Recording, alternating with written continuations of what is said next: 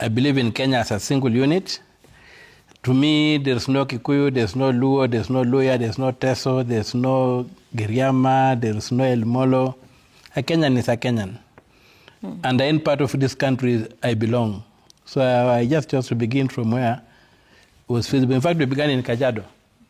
Then from Kajiado, we did the group went to the counties in Central. Then from there, they went to the coast, the former coast province. Then they came and did part of Nyanza and part of the lower rift. The middle rift, may I call it middle rift. That's Bomet, Kericho.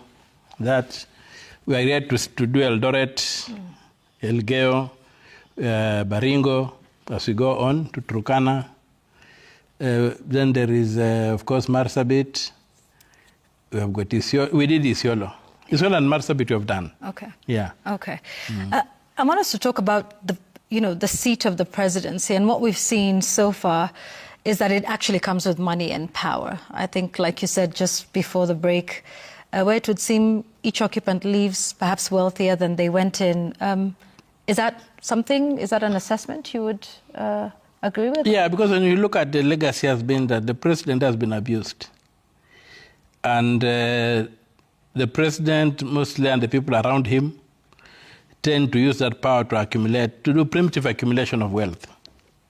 And but it's not just the president. If you look around Kenya, the rich people are people who have been civil servants, senior civil servants, or politicians. Hardly people who have become rich in industry. You can count them on your fingers. Those who have become rich through industry. So one thing has been that right from independence, the power of money, the president has controlled money. Call him the prime minister, the president, he has controlled money. And so he has had the power of controlling the armed forces, command of the armed forces, the power of the sword, the chief executive, and also having the power of being the treasurer of the country. And that's why when you end up with an imperial presidency. If we have to do anything in this country, to transform this country, we must take money away from the president and put it securely in parliament. That's when we shall have sober politics. This money you see people running around with is money stolen from the consolidated fund. In fact, I think a month ago, I raised a question on the floor of the Senate. A statement I'm waiting to be answered. I usually read something the Treasury publishes. It's called the Statement of Actual Revenue and Net Expenditure, Net Exchequer Issues. So that gives you a statement how much has been collected, how much has been spent, and stuff like that. So when you look at the estimates for the salaries of people who are paid from the consolidated fund, there are about 19 people, judges, 19 categories, judges, constitutional commissioners, the president, and those kind of officers. Their budget was 4.2 billion for the whole year, which means they were to be paid. The payments per month came to about 301 million. And from July, 1st July, when they began paying, from 1st July, they have been paying that money. In January, they paid that money plus they added 19.6 billion on top and paid out. Then in February, they went back to 301 million. Now the question is, 19.6 billion shillings is taken out in the name of the salaries of judges. And you know, in this country, the president is the same, the judges are the same. We have not had any changes in that cadre. And salaries are usually fixed. You know how salaries are. The estimates were never changed. But 19.6 billion shillings is taken out of the public finances, and it just disappears into thin air. So I've raised a question on the floor of the Senate, saying, Mr. Mbadi, can you come and tell me where did this money go? Who authorized it? And why was it taken out in the name of salaries for constitutional office holders? You see. So these are the kind of things that we're dealing with. And now that kind of money, once it is taken out, That's the money you find being used to confuse people. Big donations in churches, what have you. Right now, the deputy president is going around. I don't know what they're calling it, but it's giving it a lot of money, moving around and doing all that. And this is money that's being taken from taxes of people. This money that's being taken from loans, very expensive loans that we are taking. And then it's just being splashed around, no plan for it, and basically running us into a ditch. So this is the talk of money and power post-election. But then there's also the question of money and power, or particularly money pre-election. Yes. Senator, there's various estimates of presidential campaigns that put funding of a presidential race upwards of 3 billion shillings. And we're told that this is a conservative figure. It could comfortably go up to 5 billion. I was told I need, my friend Chererke told me I need a minimum of 7 billion. 7, okay. So tell us, how much do you have so far? Are you closer to 3 billion or to 7 billion? I've not started my presidential campaign, but you see, I'm looking for relatives and friends. Maybe there are relatives in this court. There are people who are civic Republicans in this country. They want a republic that is very run in a very civil way. And so those civic Republicans will be able to come together. I've reached out to some who have money, some don't have money, and they don't have as much money. But there is the goodwill is there, that once the campaign rolls out, they'll be able to fund. Because what I'm trying to do is I'm beginning a plan whereby people are adopting. Like I've got one person who has said, he has a group of people who have said that they want to sponsor offices for the political party I'll be running on. They want to sponsor offices. And they want to do that. So money is something we know is required, but we are also trying to organize and be able to get clean money, which does not tie us down. There's a lot of that's available. There are many people who want to see this country move forward. There's a lot of money locally that's available. Even people have knocked on my door saying, can we begin contributing? I've said no. Until I have structures to receive public money, I cannot receive any coin. Right now what I'm doing, I'm able to fund from my pocket. So I'm not receiving any money from people yet. So who's paying, for instance, the 10-member committee? I'm not paying it. Okay. Yeah. And funding all their travels across the country? Yes, I have the money to do that. Okay. And it's legitimate money that I make from my businesses, where I earn some here and there, and then we put together, it becomes a tidy sum in my terms. Also, my consumption. One thing we forget, the first line of income is lifestyle. I live a very simple life. I don't spend a lot of money on myself. So that also saves me a lot of money. So my incomes are able to do what we are doing right now, and are comfortably so. And I think that once we are finished with that, and we have launched out properly, and we have got there's a clear framework, we'll be able to tell the people who have been telling us they want to come on board and support, you can come on board. I just got an email today from somebody who is saying they would like to print all my rec merchandise and sponsor that kind of line of business. Because that's one thing money requires. And also the other thing is that we are not trying to work towards buying votes. We want to win votes. So it is also a question of design. How do you design your war? You have seen what is happening in Ukraine. The tanks are virtually being rendered useless. So today, what will social media be able to do for us? For example, in terms of spreading a message, sometimes you need this money to get people to go out and do this and do that. Yeah. So there are all manner of tools that can be employed today to cut down on that figure. But most of that money is used to buy people. And also another thing is that most of that money is stolen anyway. But, okay. So let's talk about that environment, though. If that is the prevailing environment where some candidates are, according to you, buying voters and you are not, do you think then you still stand a chance against perhaps a system or a practice that has gone on for as long as Kenya has been independent.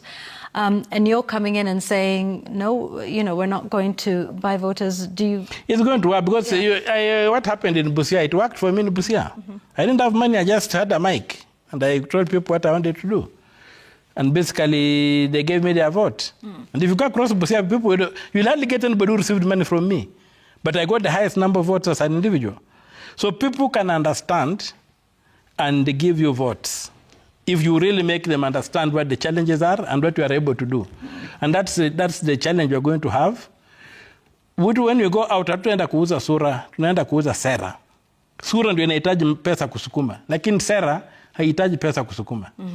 I want us to talk about campaign funding regulations now in line with that, because you're saying you won't receive money until you've put the structures in place. But when you think about it overally, that's still a very dark area, right? Despite talk of cleaning our campaigns, like you're saying, and maybe a couple of others. So what are your thoughts around regulating campaign financing in this country, and why this remains elusive?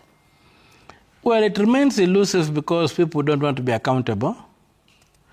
And I think campaign financing is a dicey issue across the world. It's not only Kenya.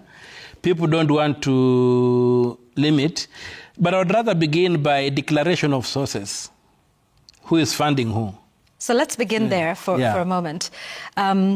Because you've set high standards of integrity that you've advocated all along. Senator Omtatah, how much are you worth? It depends on how you calculate it. I own quite a bit of land, which I've been buying pieces here and there. I run a transport company, which has got several trucks. I've not done my net worth. I've not calculated my net worth. But I think if I was to be assessed well, including liquidating, if I have to liquidate the pieces of land I have and whatever, I could put myself at around between 100 and 200 million shillings as my worth. Okay. In terms of assets and stuff like that. All right. Yeah. I want us to talk and I can account for each one of them. You can. Yeah. Because this is definitely a valid question that would come up, as the race proceeds. Yeah. So that's something you can account for. Let's talk about those regulations for a moment, because you've declared on average what your net worth is. But let's take a look at it, in terms of drawing the line between state and personal resources for campaigns, particularly for an incumbent, right? When the president, say, travels to Busia for a campaign rally, he travels first as president, right? Yeah. And therefore faces no financial exposure as a candidate because he is the holder of that office as of now. What are your thoughts around drawing the line between state and personal resources? And this is particularly for incumbents. I think what should happen is that section of the tour that promotes a personal agenda should be funded by the individual. And it's not difficult to calculate that. But how do you enforce that? Now, enforcement is a different thing. Because it's not like you go to Busia one day and say, okay, today I'm here to campaign, and today I'm also here to, to launch development projects or go on an inspection tour. There's something I read one time in Michelle Obama. She said people used to come to the White House, their guests, and sometimes they would ask for very expensive things. They would like this and that. So you're forced to get them. But they don't know that at the end of the day, Barack and Michelle had to pay for it from their own pockets. You see. So you can come up with a list of saying the do's and the don'ts. If you do this, you'll pay from your own pocket. If you do the other thing, the state will pay. So that is not very difficult to draw a line in the sand and say, don't cross this way, you have to pay. Okay. Yeah. Let's talk about the state of the race in general. You cut a lone figure in whatever this process is leading up to the announcement, the formal announcement when your exploratory team completes its work. Why do we not see you with others? People are running. I'm still preparing to run. Right. They're running. Okay. So how do I go appear people are running? I'm still preparing to run. And me, I want to build a vehicle that is bigger than myself. I want to be able, that's why even I've told you that some of the things we are getting, we have done a boardroom, ideological framework and manifesto. From the boardroom, we have done that. But now on the ground, we want to see, does it resonate? What are people saying about ABCD? So once that is done and we have the clear manifesto of what we want to do, and there's a very clear agenda of what we want to do, that's why we even say we want to replace Ruto. We don't just say Ruto must go. We say Ruto must be replaced. Because we are very concerned about what comes after Ruto. So those people are running. I'm watching. I'm not yet running. I'm preparing to run. Maybe if we get to a point whereby their messaging agrees with my agenda, you can have a meeting of minds. But so far I'm watching and I'm just seeing individuals selling their tribes, individuals selling their identity, individuals saying Ruto must go. But nobody is still coming down to say that we need to do this post-Ruto to get this country moving. Nobody has said that we need to do this post-Ruto. Even when people say we'll implement the constitution, we'll obey the law. Yeah. There's nothing. They don't break down and say we'll do this in the constitution. And so I still. So you're not ruling out working with any of them? Are there some specifically that you would not, that your ideology is a complete shift from? Well, what I would say is that so far I've not seen an ideology. What I know is that this country, and I've said this before, that Kenya is like a big prison where you have got a political elite who are the prison wardens. So periodically, every 5 years, we have an election where prisoners elect the chief warden. And during the campaign between the wardens can be very vicious. They can go after each other very hard to be able to win. But what they promise the prisoners is to improve the condition of lives within the prison. None of them says they will break the prison down. And so when there's an attempted jailbreak, you will see these wardens coming together to make sure the prison stays intact. You saw what happened with the ODM and Kenya Kwanza when they formed the broad-based government. There was a threat of a prison break. What some of us expected was that the Honorable Raila would put his foot down and say, now, Mr. Ruto, the country is ungovernable. Can you resign and go? We hold new, the Speaker of the National Assembly takes over. We hold new elections. That would have been constitutional.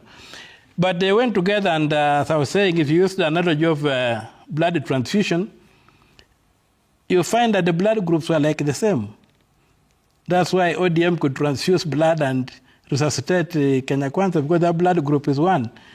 Or ODM is a universal donor, would go O positive, so it can transfuse blood anywhere.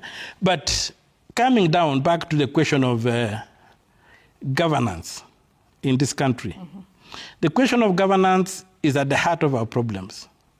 And the question of governance is not simply about individuals. The question of governance is about design. That's why you have to go back to the Constitution and look at the design in the Constitution, where we have got the separation of powers that I was talking of. Yeah. And we give the president the sword, we give parliament the money, and we give the judges, the judiciary, the adjudicatory power. That way we are able to stabilize this country.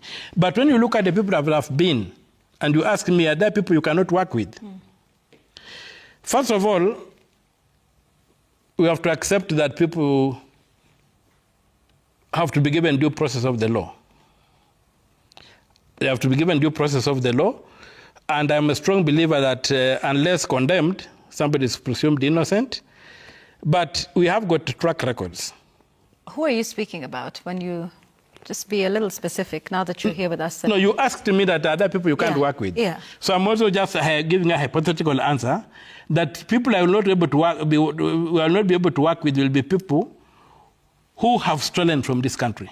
Okay, let's perhaps run through the list. We have Martha Karua, who has not ruled out that she won't run for president in 2027. Your thoughts on I've not done an audit of any of these people to establish whether they've done or not. And if it comes to a point of having one to go together, I'll have to do a thorough assessment of the individual to establish what kind of background they have. And I think there's a lot of knowledge out there, there's a lot of information out here that can help you understand each of these people. Me, anybody who has grabbed land, that's public land, anybody who has stolen from the public coffers and stuff, the people have been sued for corruption and stuff, I'll want to find them unsuitable to associate with. What about people who've been impeached? Well, I voted no to the impeachment of Gachagua. Mm-hmm. Because what happened in Parliament was shameful. First of all, we did not have a law for impeaching a deputy president. We used the law for impeaching the president. The Constitution, Article 250, Clause 2, is very clear that you must amend necessary modifications to create an impeachment procedure. So the impeachment of Gachagua, for me, was a witch hunt. So that managed to succeed. Uh-huh. And it was a very shameful way it was conducted. So I don't think it is something I can hold up that it was normal business. So you voted no for his impeachment. Was that due to a procedural technicality or a legal one? There were two things. Pointed out. Or is it because you believe that he is a man of integrity and was not guilty of the accusations that were placed before him? Well, what I know is that he was accused of things that required the OCS to handle, not the Senate. When you accuse somebody that he messed up the brother's will, honestly, this is a man who is a deputy president. He does not enjoy immunity from prosecution. He can be taken to law enforcement. And that's why I was saying that it was wrong to use the standard for impeaching the president to impeach the deputy president. Because the president cannot be taken before law enforcement. The president is immune to it. In fact, like today I was seeing something in the newspapers, an advocate was writing and saying, is the president immune from everything? Is it possible that if the president's wife wanted to divorce him today, would the president be immune? Would that woman have to wait until he's out of office? Or things like those. But what I'm saying here is that the vice president does not enjoy immunity from prosecution. The list of things proffered against him were matters that could be handled through law enforcement. I don't see why they had to be brought to the Senate. But what were your thoughts around him and, his conduct as deputy president? Because there was a lot in terms of the accusations that he was, preferring a tribal agenda with some of the statements that he'd made about shareholders and who receives development from the government. What are your thoughts around him? And that was the flaw. That's why the thing about that is that Mr. Gachagua was not alone in that. Gachagua, Mr. Wetangula and Mr. Mudavadi were promised 30%. Whether they cashed it or not, I don't know. So there was that thing where these people shared this country, they carved the country up. And the reason was that the presidency is imperial. It controls all the money. So they to begin trying to share something out. And so, maybe because Mr. Wetangula and Mr. Mudavadi had their political parties, they were able to negotiate. Mr. Gachagua, I think, belonged to the same political party with the president. So maybe he could not have a way of negotiating. But when you looked at the evidence that was brought in the Senate, that was played out there, this guy was basically enforcing the MOU. Flawed as it was, I could not hold it against him that he was saying that his people were promised this because they came into this arena as tribes. They never came in as Kenyans. So they came in as tribes. And so everybody to fight for his group. And if you can look at it, look at what happened in health. They've had changes in health until Mr. Dwale came in. But look at the two changes, the two led CSS. Were basically people from Bungoma, you see. So this thing was shared. We cannot say it was not shared. Mr. Weta was promised to be Speaker of the National Assembly. He resigned his position as a senator and he went and he picked it up. Mr. King was promised to be the Speaker of the Senate. He's the Speaker of the Senate. So if Mr. Gachagua was promised something and was not given, for heaven's sake, he had the right to blow the vuvuzela and say, my friend, where's my deal? So that's what came out on the face of it. So, but if that was the issue, we have got expertise. We have got the National Integration, what is it called, Commission? NCIC. Yeah, NCIC. Yeah. We should have had a report from NCIC. Nobody made a complaint to NCIC. Some of these things, if there are any, if somebody is driving a tribal agenda, it's even a criminal. You can prosecute him. He's just our deputy president.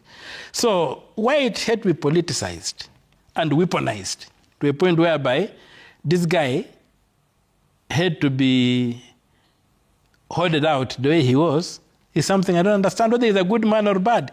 I am a man who believes that you give the devil his due. Okay. Yeah. Would you work with him? I would work with him, why not? But it will be on the question of the ideological framework. Do you believe? I am a civic Republican. Okay. So from what you've seen, you know, in his public life, do you feel like your ideologies are a match? I've not seen an ideology emerge from any of the opposition camp. And I think even I think President Ruto has asked the opposition to the so-called united opposition to show its policy. Yeah. I think President Ruto has been challenging them on that ground. So I've also not seen a policy framework that has come from there, other than one term and Ruto must go. If there is a policy that you agree with, you would work with, say, if it is a policy, president? If it's a policy framework that begins with dismantling the executive presidency, I will support anybody who helps us achieve the emancipation of Kenya. And remember, I'm not using the word liberation. I'm using the word emancipation, the emancipation of Kenyans. Because in my estimation, if we may use biblical terms, the march to Canaan is not from Egypt. It's from Babylon. We need Nehemiah, not Joshua, to lead us.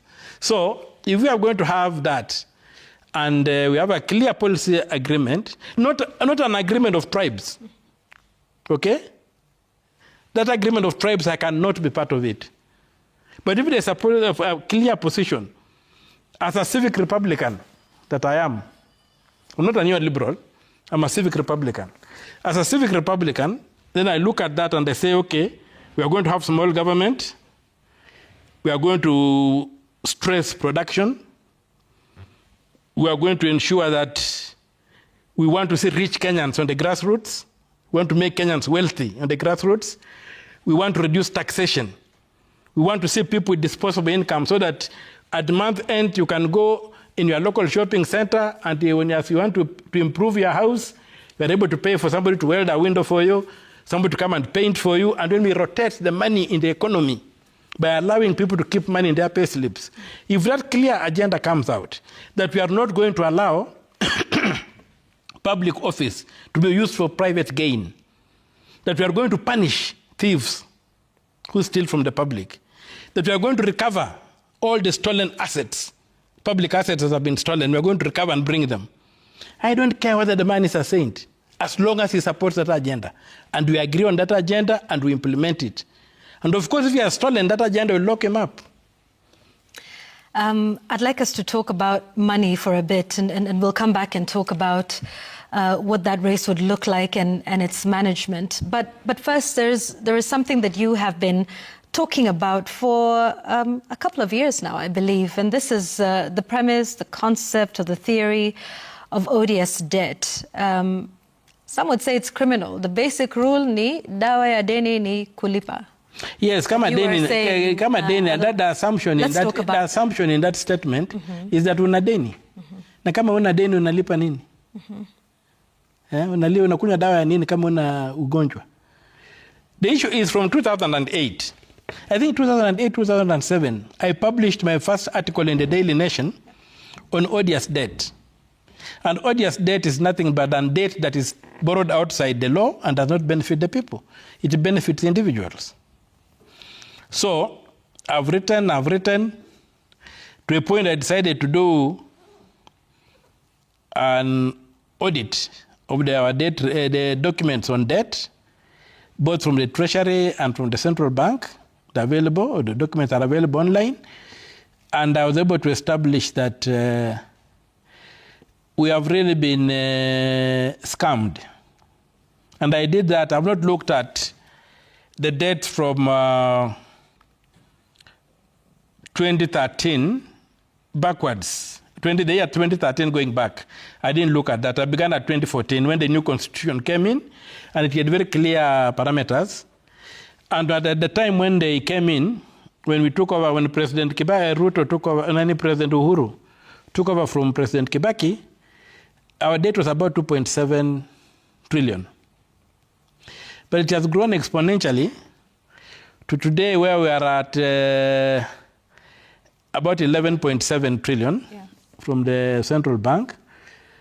And when you look at that money, you look at the Constitution, you find that the Constitution has a clear structure of how prescribes how debt should be borrowed.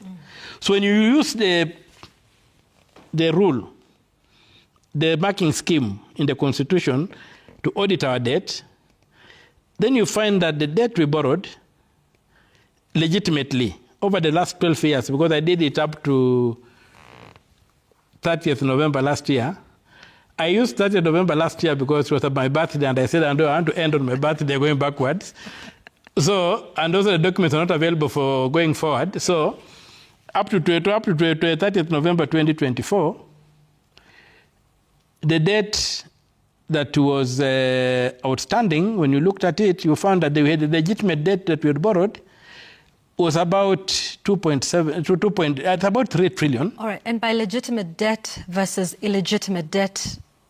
Legitimate debt is debt that was approved by Parliament. Yes. It has been included in the budget, It's been approved by Parliament, the lender is known, the project is known. The legitimate debt is about 3 trillion, slightly 2 point something. But then we have paid that debt over and above by 3 trillion, that particular debt. But now when you go to this other debt that is odious, you will find that a lot of this money, when you try to trace it in the economy, you don't see where this money has gone. Debts are borrowed, no money comes into the economy. Like take the classic example of the Eurobond. In total, the Eurobonds came to $7 billion US. None of that money can be traced in the economy. And something very interesting happened in 2014 when these people now, after they settled in power, decided to steal on the revenue side, because they saw that Kenyans were very focused on the expenditure side. So what Marara was doing, Kebaso was going out saying, look at this project, it was budgeted for so much, it was never done, whatever. That's a very small part of the scam. The big part now they decided was to move on the revenue side. Steal money before it enters into the circulation.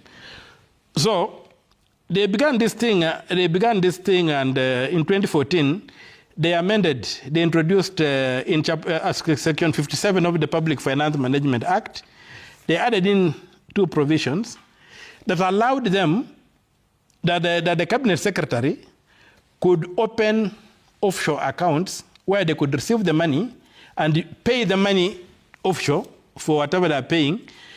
Unlike what the Constitution requires, that all money raised by the government comes to the consolidated fund, then it is appropriated by Parliament, then it is supervised by the control of budget. So they changed the law and allowed themselves to borrow. And that's why you see there's a lot of borrowing, that you see money is being borrowed. You don't see this money coming in. Okay. Number 2, the president keeps on borrowing without permission of the Parliament as it's required, because again the same Parliament got excited and came up with something called the debt ceiling. Mm-hmm. A debt ceiling was something that came up during the World War in the US, and they began allowing the executive to borrow money before Congress approves, so that they could deal with the emerging situation in the war. And so we borrowed that bad habit, which, by the way, has left the Americans with, I think, $38 trillion in debt today. And so today, that's why they have the debt ceiling in the system we are doing our things. So the president is not the one who is borrowing money, not Parliament. I want to ask this because this is something that's not been applicable in international law. And a lot of this debt, including the Eurobond that you mentioned, is debt taken from outside the country's borders. How would you be able to enforce this in the international community that doesn't formally recognize this theory of odious debt? I think it's not correct to say that the international community does not recognize it. Go back to the American War again, when the Americans kicked the Spaniards out of Cuba. That was in 1800s? Yes. In the 19th century? No, in the 18th century. Yeah. They were able to, that's when the doctrine of odious debt begins. Mm-hmm.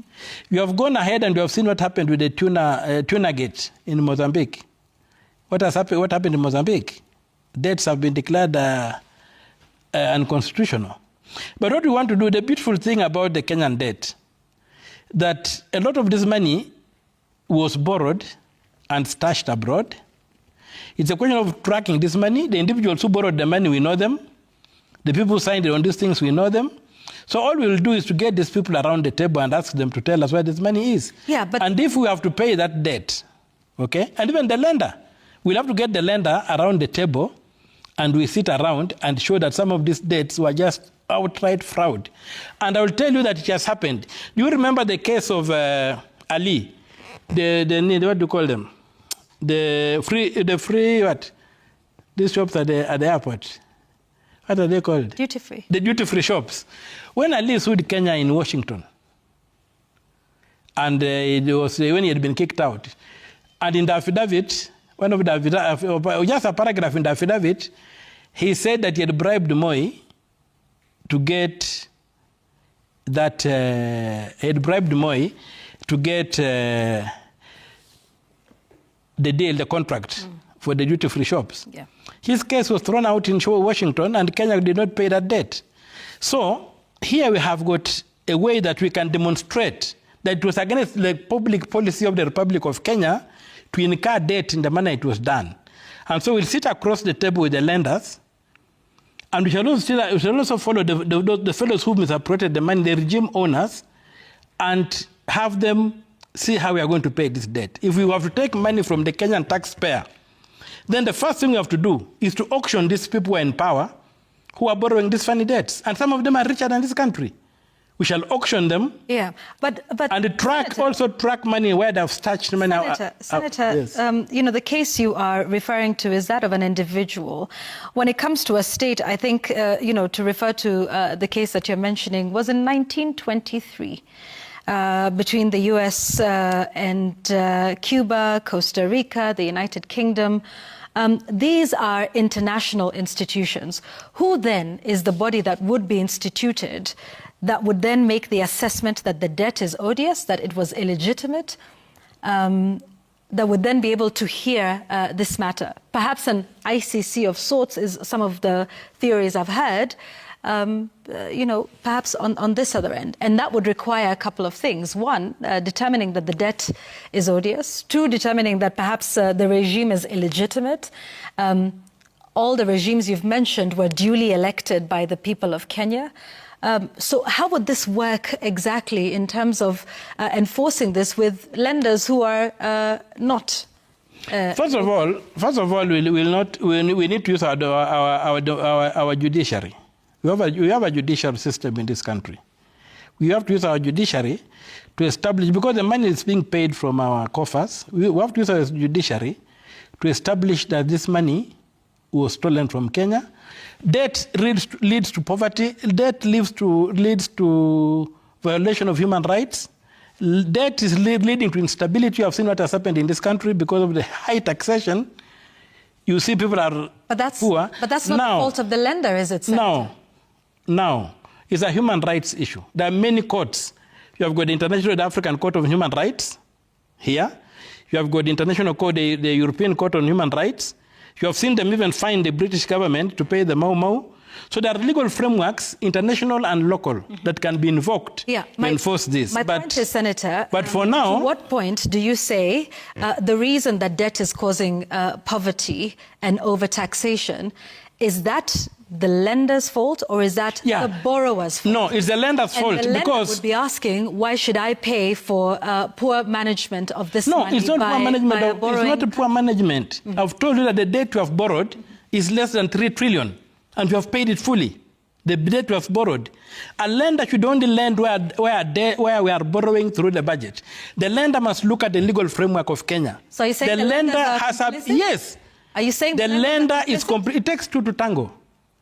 The lender is as guilty as the one who borrowed. When you are lending money outside the law of that country, what are you up to? When you lend money outside the law of the country, what are you up to? The law has said, the people of Kenya have said, our government can only borrow money through the front door. Why are you lending money through the back door? So you see, the lender is responsible. Who are some of those lenders that you think are complicit? Well, a lot of the Chinese loans have been given to us through the back door. The Eurobond that I mentioned, it was given to us in the wrong way. And there are so many other debts. Now, if you look at many of the debts that we are getting also today, you are getting that most of the debts, most of the loans that are coming in are in A and A form. That's appropriation in aid. Yeah. So we are not getting money coming into the economy. We are getting appropriation in aid, which does not allow us to exercise the oversight of parliament, which does not allow us to exercise the oversight of the control of budget. So the money is paid offshore. What comes here is not money, but the debt. They purport to come and do their work here. So there's a whole line of things that need to be followed. But the legal framework right now, with the way the world has been sensitized, you can be able to make a very strong case if you link this reckless lending to its consequences, at what it's having today. So you're saying here, Senator, if I understand you correctly, that the Chinese and those who lent us through the Eurobond did so illegitimately, illegally? What are you saying? Yes, they did so that way. So do you intend to sue them in some international court? What court would that be? What law would you... Well, I've already sued Uhuru Kenyatta and William Ruto in the local courts. The matter has been given a 3-judge bench to a certified weighty. I'm demanding quite a bit, 4.6 trillion from Uhuru and his regime. And so far I'm demanding 2.3 trillion from Mr. Ruto, President Ruto, total of 6.9 trillion, that I'm saying these guys borrowed this money. This money did not come into this economy. And Article 236, Clause 5 of the Constitution says, any public official, politician or civil servant, who makes the public lose money by acting against the law or somehow, is personally liable whether in office or not. That is not an idle provision in our law. We want to test that provision. I'm testing it in our courts, and I'm testing it against the former President Uhuru Kenyatta. I'm testing it against the current President William Ruto. And then you will